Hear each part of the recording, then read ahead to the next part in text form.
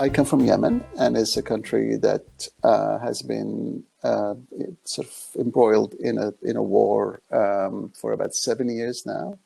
That that literally more or less destroyed the infrastructure, brought the country to its knees. It's one of the worst humanitarian disasters in the world today. And I still have family there. I still have siblings and nephews and nieces. And and as the war sort of got into year two and year three, and that's when I was kind of, by year two, I had started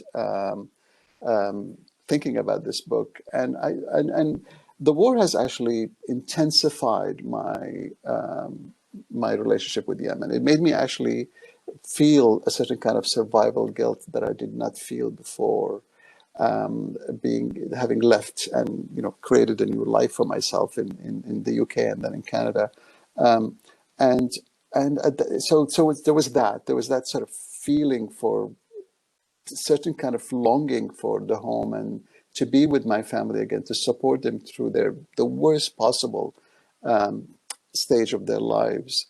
But then few things were happening geopolitically and around the world. 2016 was a really pivotal year for the thinking of that book. I think I started working on a proposal in 2016. There was Brexit. There was the election of Donald Trump. We suddenly started talking about issues around race and immigration, and of course there was the Syrian refugee issue as well.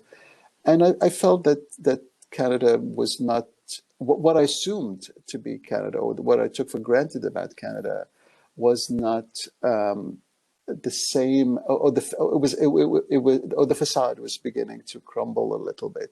So I started to see a really dark undercurrent of anti-immigration, xenophobia, anti-Muslim, and sometimes even anti-gay.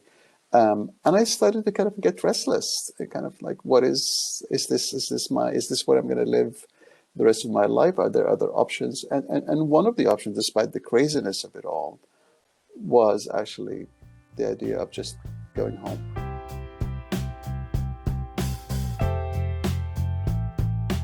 There is something that is so natural. And in fact, I would argue that not feeling that connection would be the aberration, will be the exception. Um, because if you had like a kind of any kind of traditional upbringing within an immigrant family, basically, you would have been fed the food that your parents ate.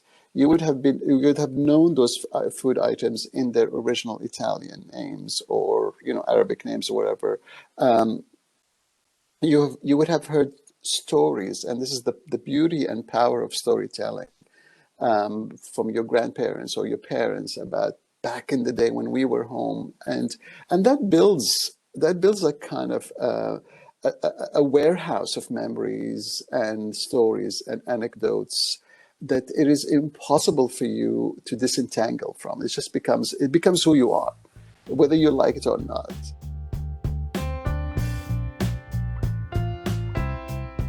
Brown was. I'm very proud of that book. It's the book that I want probably would be remembered for, if I'm remembered at all, which I'm not sure I will. And I really wanted it was I wanted something that sort of lives up to that, but also I didn't want it to be compared to it. So this is a much more intimate book than Brown. Brown is a big angry book of politics, of identity, of sort of interrogating race relations among different groups of people. It's the kind of book that I'm probably too old to write now. Like, it happened when I was slightly younger and had the energy to write that kind of book. Um, um, but Return is much more. First of all, it's much more universal, because it's really about people from different cultures and religions, I have two chapters set in Europe, one in the Middle East, one in Africa, one in the Caribbean, and one in Asia. Maybe I forgot another destination, but